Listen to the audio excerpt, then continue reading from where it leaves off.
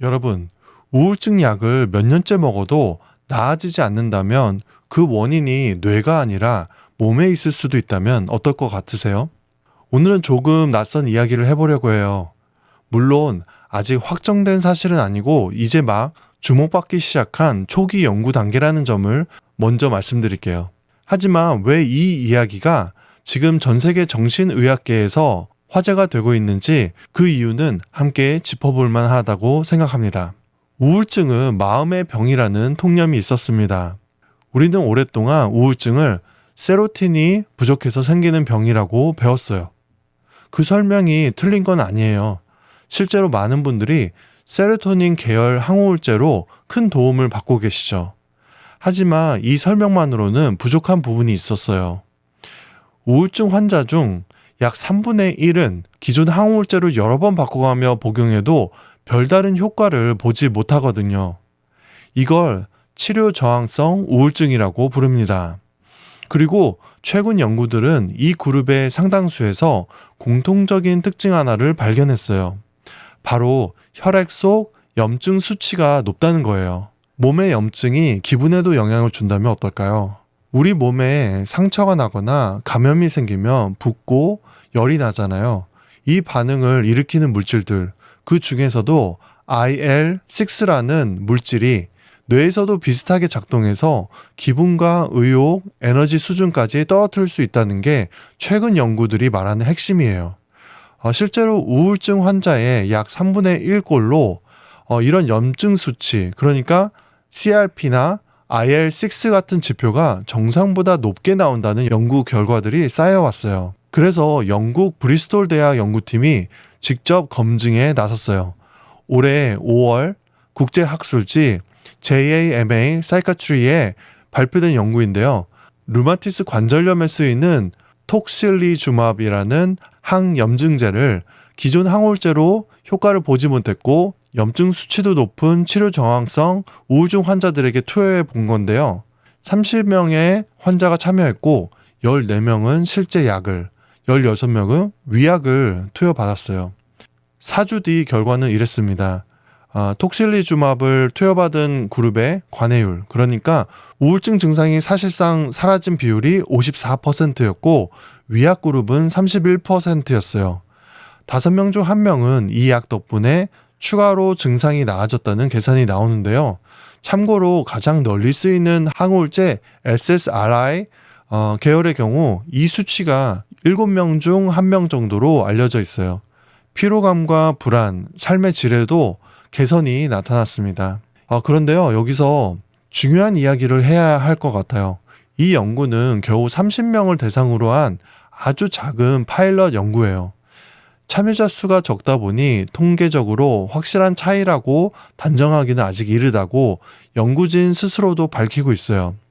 그래서 다음 단계로 훨씬 큰 규모의 임상시험을 준비하고 있다고 합니다. 그런데 이 분야의 역사를 보면 항상 좋은 결과만 있었던 건 아니에요. 몇 년 전 다른 항염증제인 미노사이클린으로도 비슷한 시도를 했었는데 전체적으로는 위약과 큰 차이가 없었어요.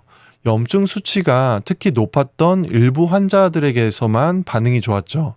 심지어 과거 다른 질환을 앓는 환자들에게 톡실리주맙을 투여했을 때 오히려 우울 증상이 악화되었다는 보고도 있었어요. 그러니까 이건 항염증제가 곧 새로운 우울증 치료제다라는 이야기가 아니라 염증 수치가 실제로 높은 특정 환자군에게는 새로운 선택지가 될 수 있다는 훨씬 정밀하고 조심스러운 이야기예요. 그리고 이건 꼭 말씀드리고 싶은데요. 약국에서 살 수 있는 일반 소염 진통제를 임의로 드시는 것과는 전혀 다른 이야기예요.